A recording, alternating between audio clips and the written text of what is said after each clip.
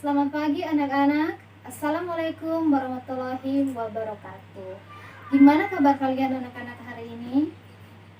Oke, luar biasa, semuanya baik ya, semuanya sehat ya. Oke. Di pagi hari ini kita patut memanjatkan puji dan syukur kepada Tuhan Yang Maha Kuasa atau kepada Sang Pencipta atas anugerahnya dan atas penyertaannya, sehingga di pagi hari ini kita sudah boleh belajar secara offline dan tidak secara online lagi. Ibu harap dengan kita belajar secara offline, kalian bisa lebih memahami dan mengerti setiap pelajaran yang Ibu berikan. Agar apa? Agar itu bisa berguna bagi kalian sendiri, bagi masa depan kalian, dan bisa membanggakan orang tua kalian di kemudian hari atau di masa depan nanti. Oke, baik. Di sini Ibu ingin bertanya, di sini ketua kelas siapa? Oke, ketua kelas Victor. Sekretaris Vina. Luar biasa. Jumlah siswa berapa, Vina? 30 orang. 30 orang ya yang hadir hari ini. Pada berapa? Semuanya hadir. Nanti Ibu minta absennya di akhir sekolah ya, supaya Ibu bisa lebih mengenal kalian lagi dan bisa mengetahui nama kalian. Soalnya kan mungkin secara online kan kita belajar kan ada yang tidak mengaktifkan kamera, jadi mungkin Ibu kurang kenal.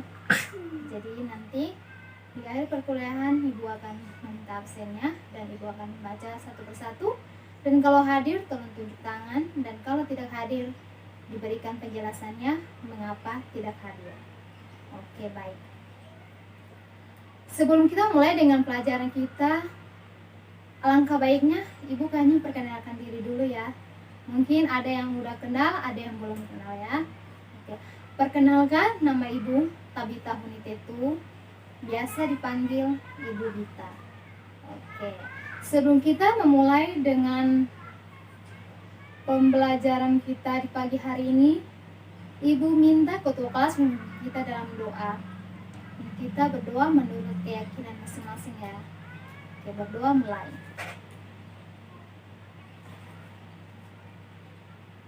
Berdoa selesai. Oke, anak-anak, Ibu ingin bertanya, kemarin pas kita sekolah online, Ibu sempat memberikan kepada kalian data formulir AUM atau DCM untuk kalian isi.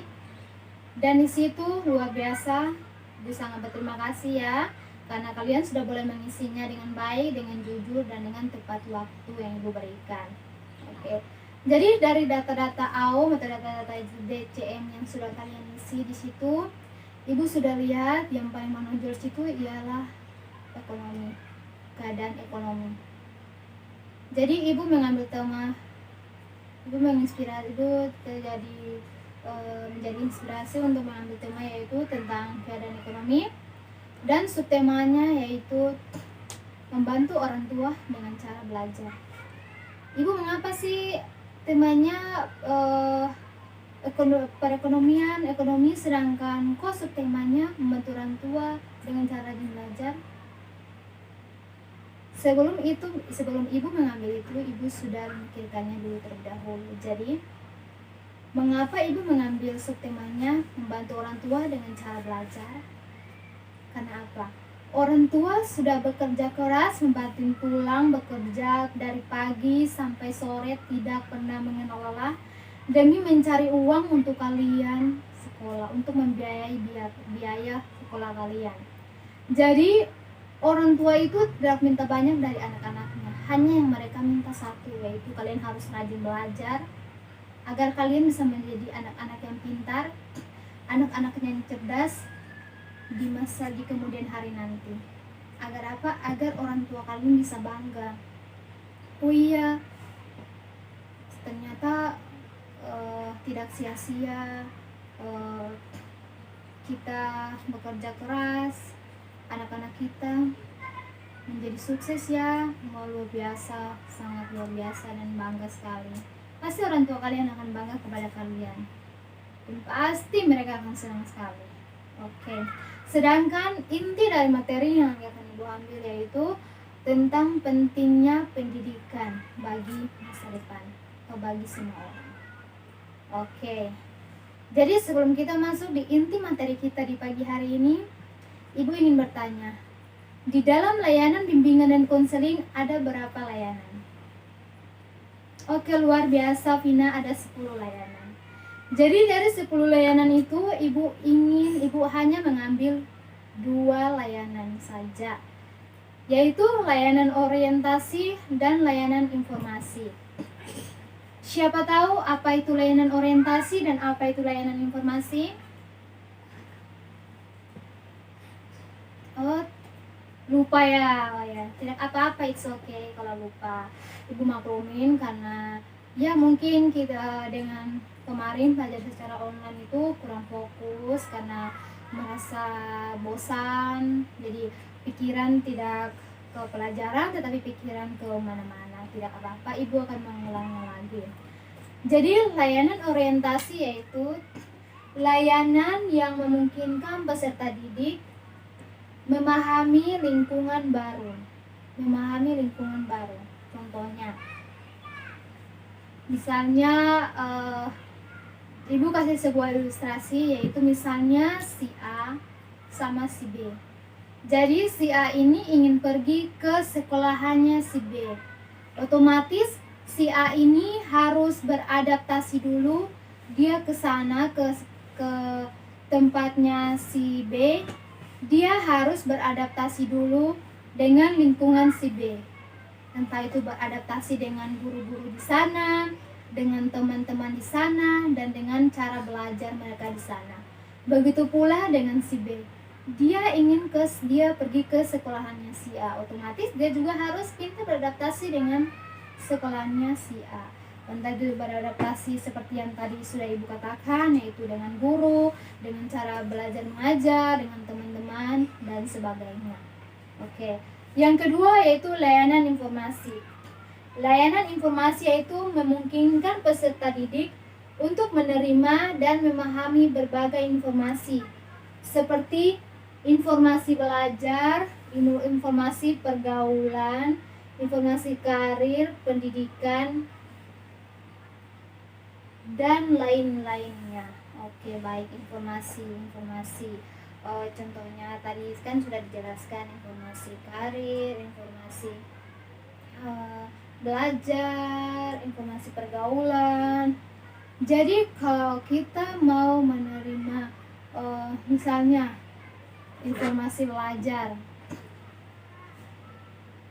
guru memberikan arahan sekolah bahwa seketika nanti pulang di rumah kalian harus mengulang lagi pelajaran yang tadi udah Ibu berikan ya anak-anak, supaya pelajaran yang diberikan tadi tidak terbuang sia-sia, tetapi itu bisa tertanam di dalam otak dan pikiran kalian agar minggu depan Ibu bertanya kalian sudah bisa menjawabnya dengan baik. Itu adalah suatu informasi yang diberikan oleh guru. Atau juga seperti informasi diberikan kepada guru juga lainnya ya. Anak-anak, hari Senin nanti kita akan mengadakan upacara. Ibu harap semuanya datang dengan berpakaian rapi, memakai topi, memakai dasi, dan sebagainya. Itu adalah suatu informasi yang baik. Oke. Terus informasi, contoh informasi di lingkungan sekitar, misalnya pengumuman dari ketua RT atau dari RW bahwa hari ini ada kegiatan pembersihan di lingkungan masing-masing, atau hari ini ada kegiatan pembersihan masjid. Saya harap semuanya hadir untuk sama-sama kita bersosial untuk membersihkan lingkungan masjid. Contoh informasi seperti itu. Oke, baik. Kita kembali kepada inti materi kita yang tadi, ialah pentingnya pendidikan bagi semua orang.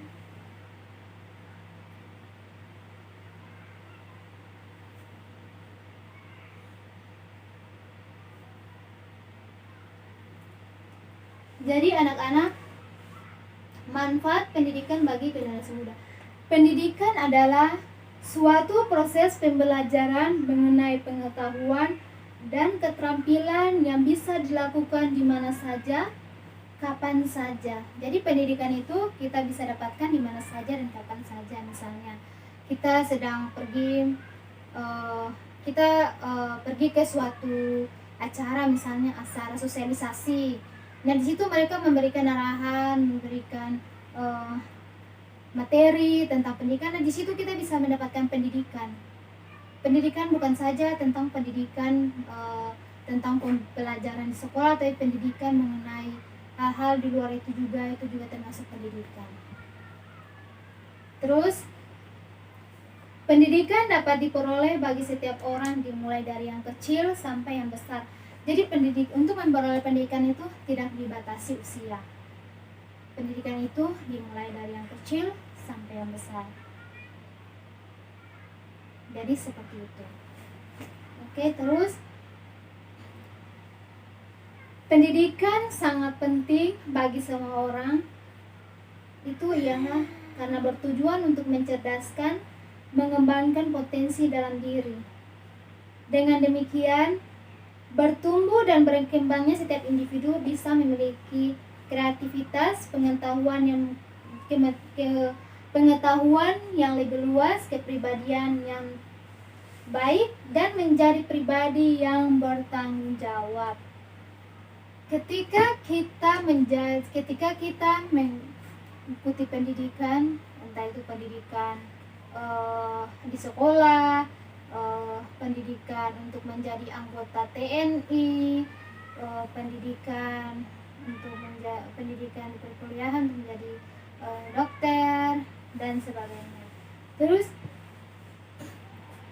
pendidikan itu dapat dilakukan di mana saja. Jadi pendidikan ini ada pendidikan formal, ada pendidikan non formal, dan ada pendidikan informal.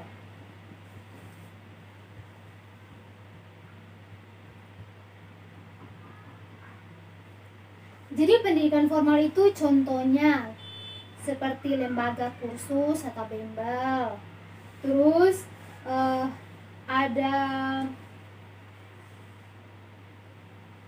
ada lembaga pelatihan, terus ada kelompok belajar dan lain-lainnya. Jadi lembaga pendidikan formal itu seperti itu, misalnya kita pergi les, terus kita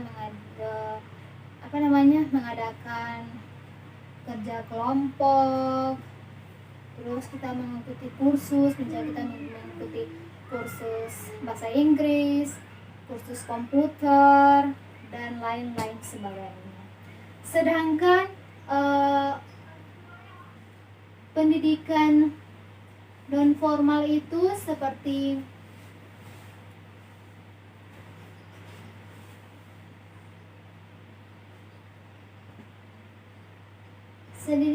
sedangkan pendidikan formal itu seperti belajar di sekolah, kita menerima pelajaran dari guru, misalnya dari pertama dari dasarnya sampai ke pelajaran-pelajaran yang lebih lanjut lagi. Jadi seperti itu. Terus sedangkan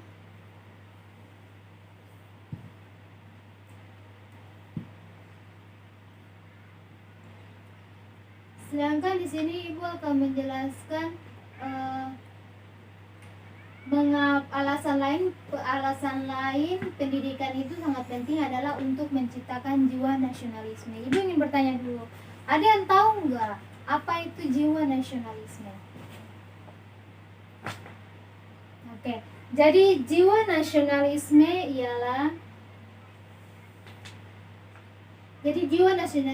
adalah rasa memiliki bangsa dan negara. Jika rasa nasionalisme semakin sedikit, dapat menyebabkan generasi muda yang tidak peduli akan bangsa dan negara. Jadi kalau jiwa nasionalisme itu sedikit, otomatis generasi muda itu juga akan menipis dan tidak akan peduli tentang negara ini.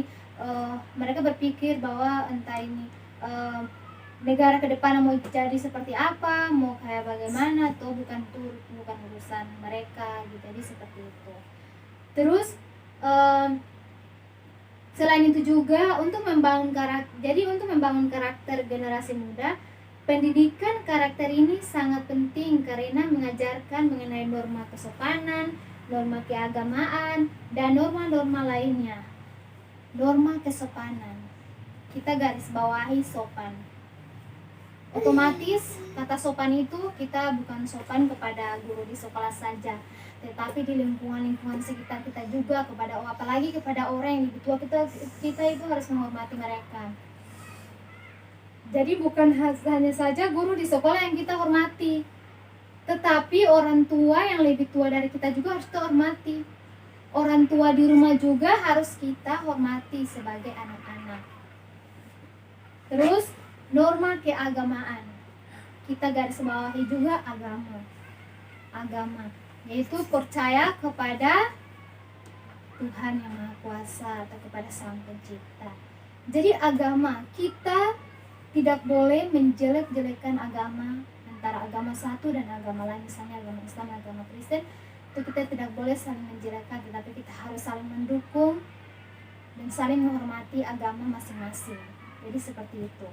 Terus menghargai ibadah. Ketika orang lain sedang beribadah, kita harus bisa menghormati mereka. Kita tidak boleh berisik. Kita harus kita tidak boleh teriak-teriak sana sini. Kalau misalnya kita lewat, mereka lagi ibadah, kita tidak boleh itu kita tidak boleh. Itu namanya kita tidak menghargai orang yang sedang beribadah. Jadi ketika orang sedang beribadah, sepantasnya dan sepatutnya yaitu kita harus diam, kita harus menghormati. Kalau kita mau berisik itu, tunggulah mereka selesai ibadah, baru kita mau berisik, mau apa-apa, yang penting orang itu sudah selesai ibadah. Itu adalah salah satu cara menghargai agama orang lain. Oke. Terus di sini Ibu akan menjelaskan, di sini ada 4 pentingnya pendidikan di sekolah bagi generasi muda. Yang pertama yaitu memberikan pendidikan dasar kepada anak. Salah satu alasan pentingnya pendidikan untuk anak adalah memberikan pendidikan dasar kepada anak. Anak akan diajarkan tentang dasar dari semua ilmu pengetahuan. Oleh sebab itu, inilah disebut dengan sekolah dasar atau SD. Jadi pendidikan yaitu kita harus dulu belajar dasarnya dulu, atau yang kita singkat yaitu SD, sekolah dasar. Jadi di sekolah dasar itu kita akan belajar membaca, belajar menulis, kita akan belajar tentang ilmu-ilmu geografi, ilmu-ilmu sejarah, kita akan belajar tentang ilmu pengetahuan sosial, dan ilmu pengetahuan alam, dan lain-lain sebagainya. Jadi kalau kita tidak mengikuti pendidikan dari dasar, bagaimana kita dapat mengetahui hal-hal seperti itu, seperti membaca, menulis, ilmu pengetahuan alam, ilmu geografi, itu kita tidak bakal tahu kalau kita tidak memulainya dari dasar. Oke, baik. Yang kedua yaitu menciptakan jiwa nasionalisme. Tadi di atas Ibu sudah menjelaskan jiwa nasionalisme.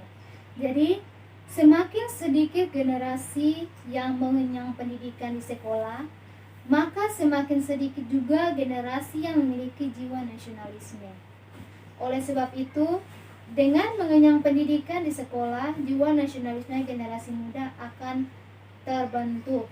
Jadi kalau kita banyak-banyak belajar tentang pendidikan di sekolah, dan kita mau inisiatif belajar, otomatis jiwa-jiwa nasionalisme kita itu akan semakin terbentuk. Kita akan semakin berpikir ke depannya seperti apa, kita berpikir untuk negara kita akan lebih mencintai dan menghormati negara kita. Oke. Terus nasionalisme adalah rasa memiliki bangsa dan negara ini. Jadi nasionalisme itu kita memiliki rasa cinta, rasa sayang kepada negara kita, negara Indonesia. Oke.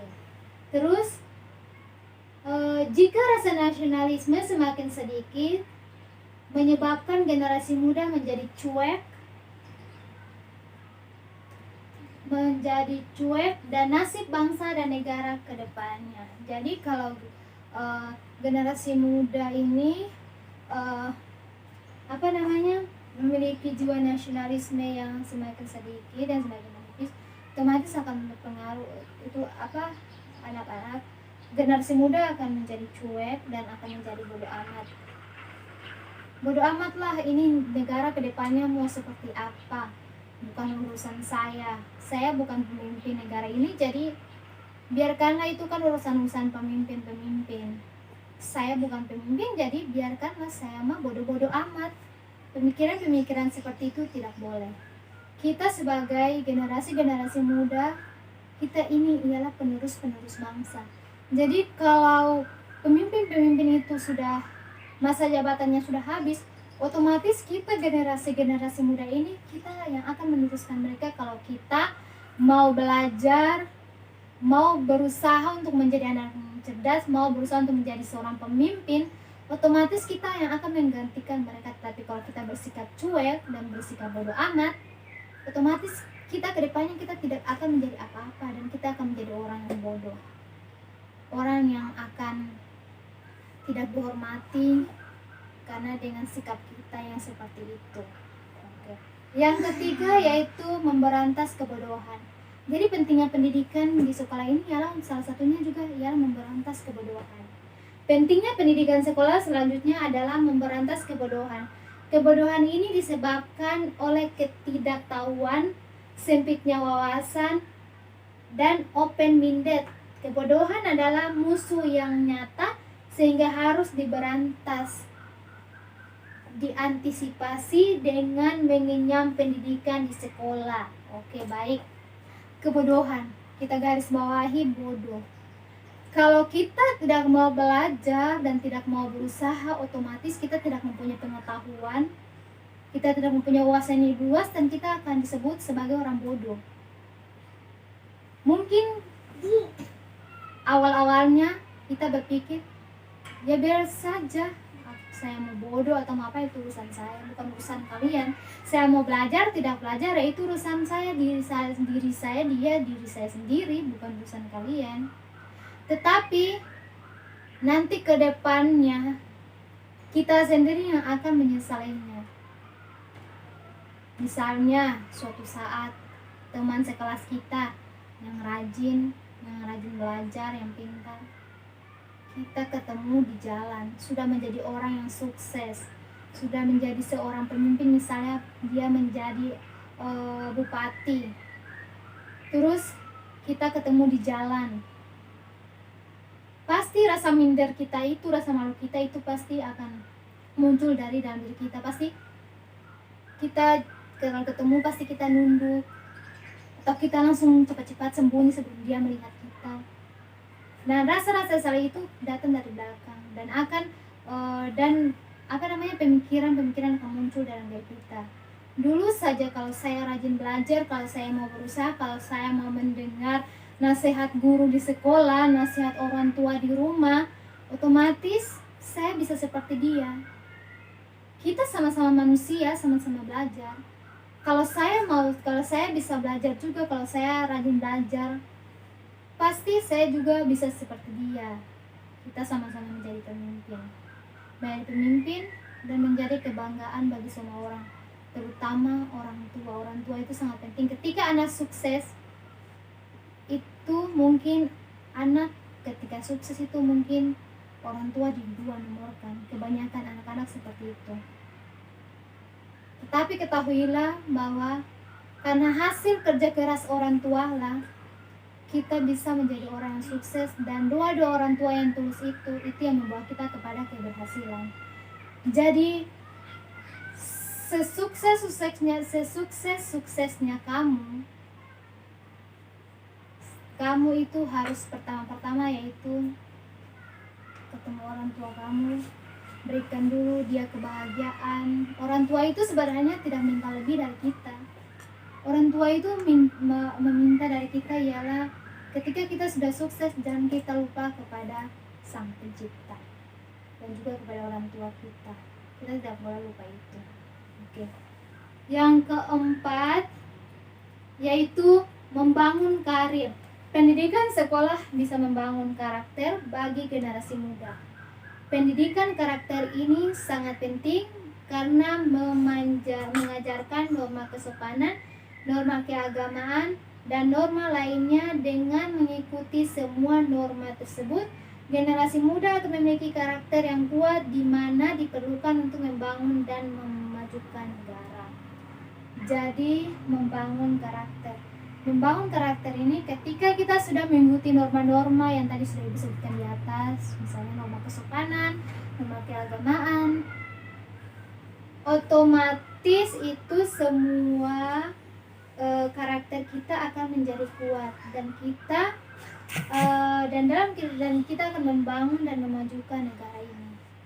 Kalau kita sudah sukses dan kita menjadi orang yang pintar, yang cerdas, otomatis negara ini akan menjadi maju, akan menjadi lebih ke depannya lagi dan tidak tertinggal dengan negara-negara yang lain. Oke, jadi seperti itu. Apakah ada pertanyaan anak-anak di pagi hari ini? Oke, semuanya sudah paham ya? Oke, alhamdulillah puji Tuhan semuanya paham ya. Baik, luar biasa. Ibu harap kalian harus tetap semangat, rajinlah belajar, jangan pernah mundur. Kalau misalnya ada orang yang menghasut kita atau menjejelak kita terbang, itu kita tidak boleh mendengarkan mereka. Anggap saja mereka angin lalu. Jadi kita harus buktikan kepada mereka bahwa apa yang dikatakan mereka tentang diri kita, bahwa kita tidak bisa itu, kita pasti bisa lebih dari mereka. Jadi seperti itu. Oke, baik. Sebelum Ibu mengakhiri pertemuan kita dan pembelajaran kita di pagi hari ini, Ibu ingin membagikan kalian menjadi 6 kelompok. Jadi ada 30 orang, nanti ketua kelas nanti tolong dibagikan dalam 6 kelompok ya. Terus nanti masing-masing kelompok minggu depan akan mencari materi yang akan Ibu berikan dan akan mempresentasikannya, sehingga kita akan mendiskusikan dan akan mengadakan tanya jawab. Jadi seperti itu. Oke. Ya, oke, baik. Nanti Ibu share materinya di WA untuk ketua kelas, dan ketua kelas akan meneruskannya kepada kalian. Sebelum kita mengakhiri pertemuan kita pagi hari ini, alangkah baiknya kita tadi awalnya kita masuk dalam doa, kita awalinya dengan doa, kita juga harus mengakhirinya dalam doa. Berdoa mulai menurut keyakinan masing-masing, Ibu yang pimpin. Berdoa selesai. Oke, sekali lagi Ibu tekankan kepada kalian, materi yang sudah tadi Ibu berikan, Ibu jelaskan, Ibu harap kalian pulang ke rumah, kalian mempelajarinya lagi, mengulangnya lagi agar bisa menjadi pedoman, agar bisa kalian ke depannya bisa menjadi anak-anak yang cerdas, anak-anak yang baik. Doa Ibu menyertai kalian. Selamat pagi. Assalamualaikum warahmatullahi wabarakatuh. Selamat beraktivitas dan selamat mengikuti pembelajaran berikutnya.